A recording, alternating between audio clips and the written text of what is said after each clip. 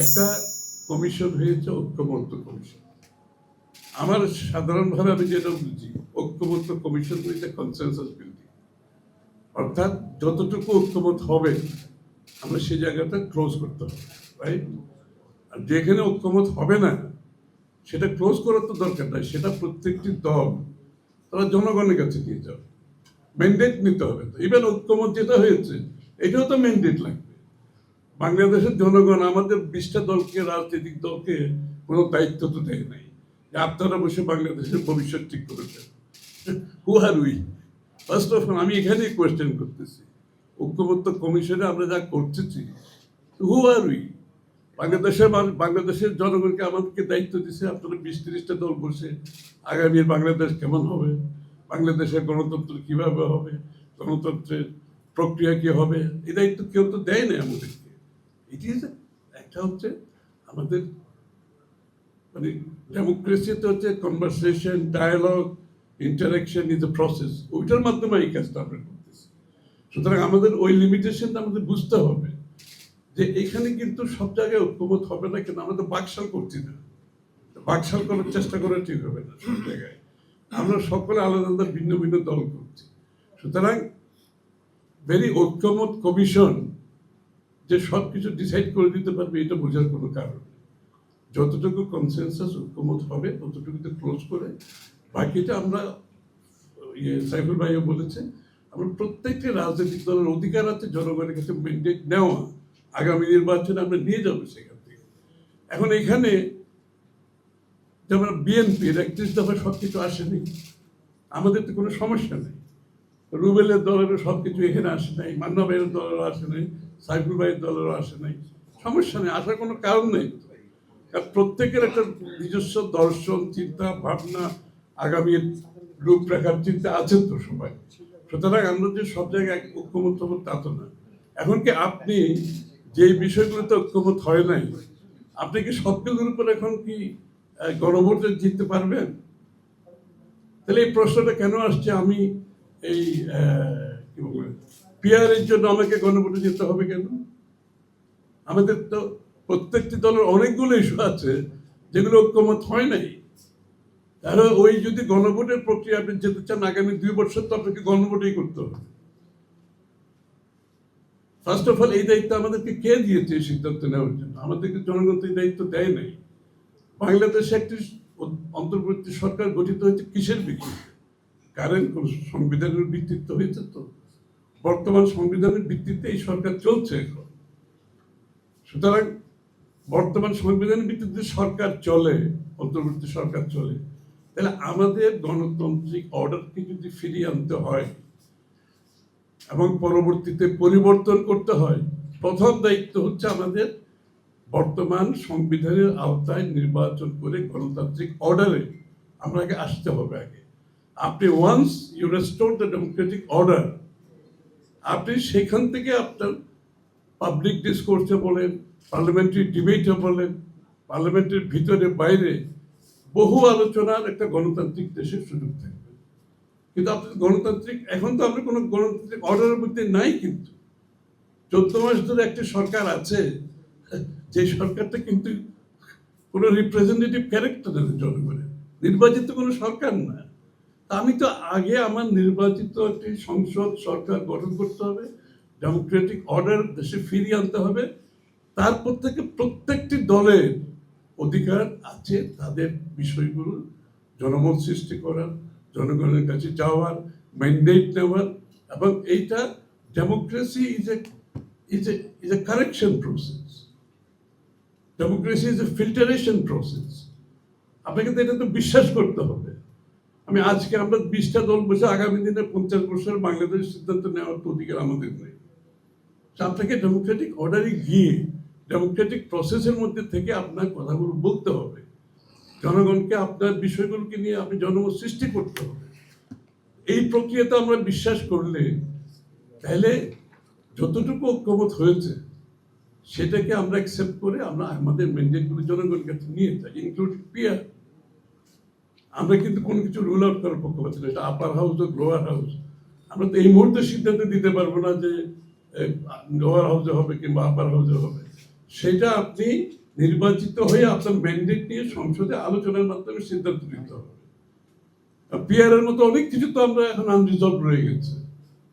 তো সুতরাং প্রত্যেকটা বিষয়ের উপর যদি আমরা ওই পথে চলি যে এটা হতে হবে, সেটা হতে হবে, এটা না হলে গণতন্ত্র হবে না, এই সিদ্ধান্ত তো বাংলাদেশের জনগণের, এটা তো আমাদের কোনো দলের উপর কেউ ন্যস্ত করে না।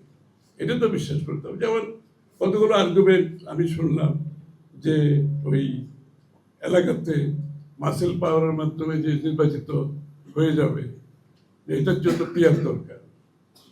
তা আমি যদি বলি কেউ যদি জনপ্রিয়তার মাধ্যমে সংসদ সদস্য হয় তার কি হবে? আমি মাসেল ম্যানের কথা বলছি, ভালো কথা।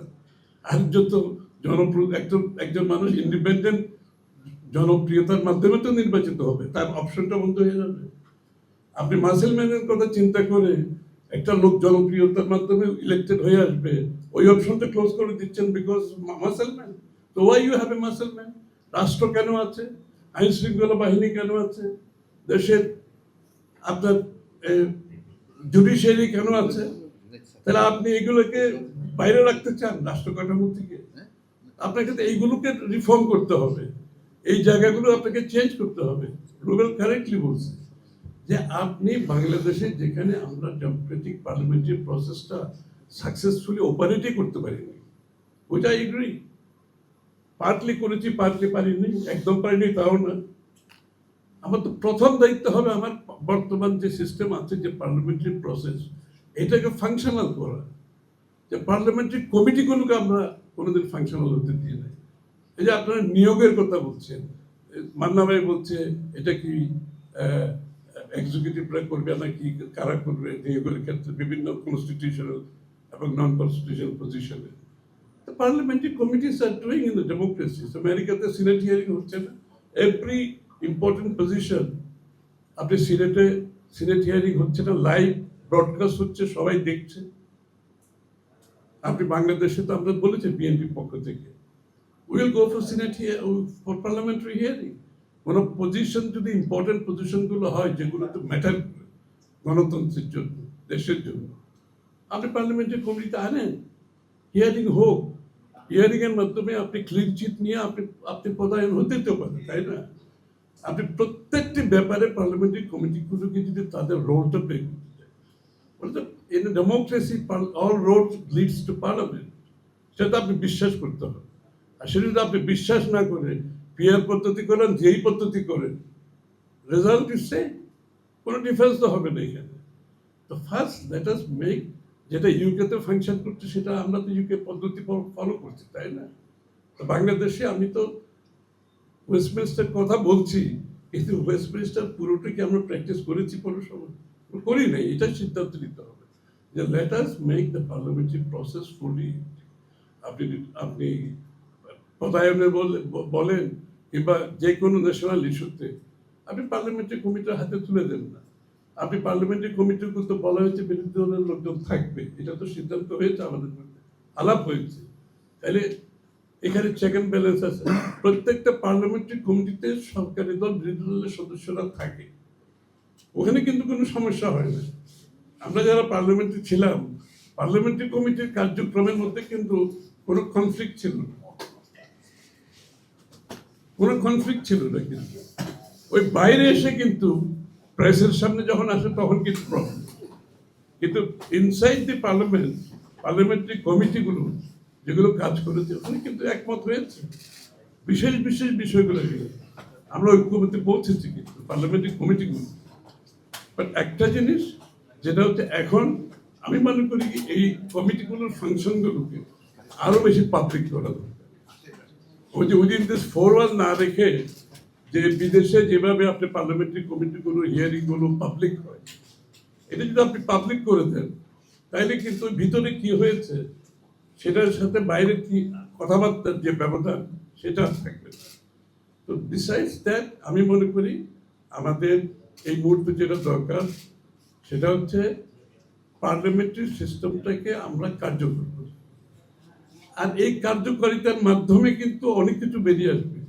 আরো যে সিদ্ধান্তগুলো আমরা এখন একমত ঐক্যমত আসতে পারিনি, সেই জায়গাগুলোতে আমরা ঐক্যমত হওয়ার জন্য পার্লামেন্টারি ডিবেটের মধ্যে আলোচনা হোক, পাবলিক ডিসকোর্সে হোক, সিভিল সোসাইটিতে আলোচনা হোক, আপনি যখন একটা গণতান্ত্রিক প্রক্রিয়া অর্ডারে যাবেন, এটা তো অনেকগুলো প্রক্রিয়ার মাধ্যমে সিদ্ধান্তগুলো আসার সুযোগ আছে।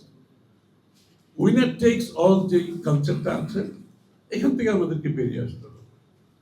এই যে যারাই জিতে তাদের সবকিছু, তাদের সরকার, তাদের দেশ, এই মন মানসিকতা যদি আপনার না থাকে, আপনি যদি বিরোধী দলের নেতাকে তার জায়গায় সম্মান দেন, বিরোধী দলের সংসদ সদস্যদের তাদের সম্মানটা দেন, তাদের ইন্ডিপেন্ডেন্সটা দেন, তার কথা বলার স্বাধীনতা দেন, তাহলে তো প্রবলেম সলভ। এখানে কোন প্রক্রিয়া যাবেন না যাবেন ওইটা তো আমি তো আগেই বলেছি, কোনো কিছু রুল আউট করে যাবে না। কারণ আপনি ডেমোক্রেসিতে রুল আউট করার অধিকার কোন দলের নেই, আমাদেরও নেই, অন্যদেরও নেই।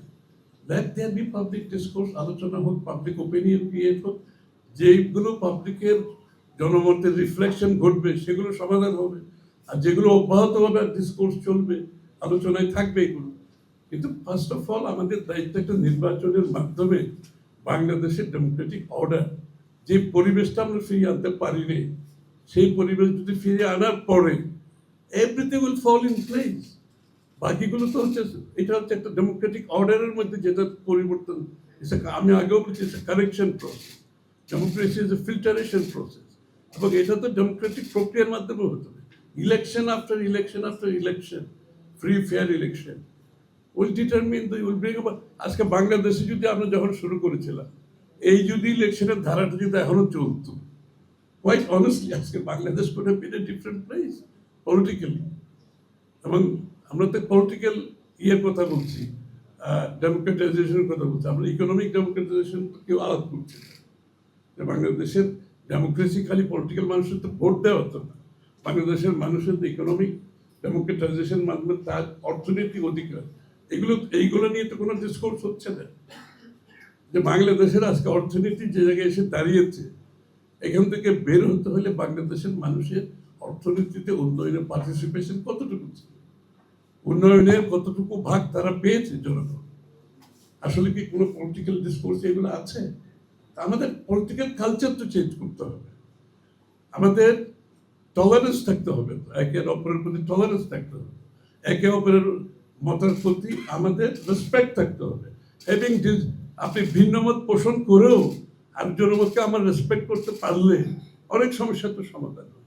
আমরা পলিটিক্যাল কালচারের কথা বলছি না, সিস্টেম চেঞ্জ করো, এটা চেঞ্জ করো, সব সমাধান হবে না। যদি পলিটিক্যাল কালচার বাংলাদেশে চেঞ্জ না হয়, আমরা যদি আমাদের সহনশীলতা বাড়াতে না পারি, আমরা যদি আরেকজনের মতের সাথে ভিন্ন মত পোষণ করে রেসপেক্ট দেখাতে না পারি, তাহলে nothing will work quite honestly. Confrontational সাংঘর্ষিক রাজনীতির মাধ্যমে গণতন্ত্র কোনোদিন উত্তরণ করতে পারে।